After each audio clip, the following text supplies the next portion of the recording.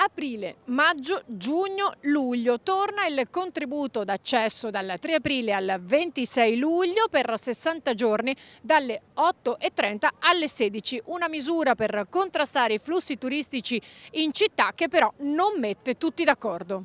Alla vigilia del ritorno del contributo d'accesso i veneziani continuano a essere divisi. Per gli albergatori i risultati ci sono. È una misura che è importante per la città di Venezia, riconosce l'importanza e il valore del turismo residenziale, quello che pernotta, perché chi pernotta nel comune di Venezia, quindi non solo nella città antica, quindi negli alberghi, nelle strutture extra alberghiere, che sia a Mestre, che sia al Lido, che sia nelle isole, non è tenuto ad pagare il contributo d'accesso, perché con la prenotazione dell'albergo riceve il QR code per l'esenzione, quindi può accedere in città senza nessun problema.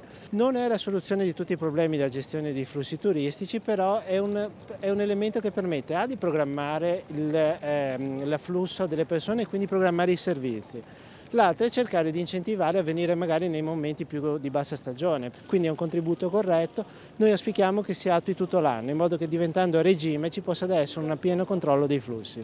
Di diversa opinione la consigliera di municipalità nota come Lady Pickpocket Monica Poli, secondo cui la misura andrebbe invece pensata diversamente. Fatto così sinceramente non serve a nulla. I flussi turistici vanno gestiti in un'altra maniera, cioè ben venga un contributo ma non in questa maniera, perché sinceramente serve solo a far cassa. Va ripensato, ma non va ripensato dalle 9 alle 16 nei maggiori giorni, diciamo, del weekend. Deve essere gestito a 24 ore con una carta servizi, dove noi diamo dei servizi e anche i soldi che poi rimangano vengano, cioè portino a noi veneziani, alle 47.000 persone che rimangono a Venezia, un beneficio. E mentre si discute, la sperimentazione del contributo prosegue con qualche modifica per ottenere l'esenzione.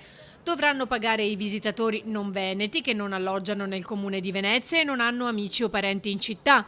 Inoltre, chi prenota nel portale con 3 o più giorni d'anticipo pagherà 5 euro, mentre gli altri 10 euro. Sono già 25.000 i prenotati per il primo weekend, 41.300 in totale.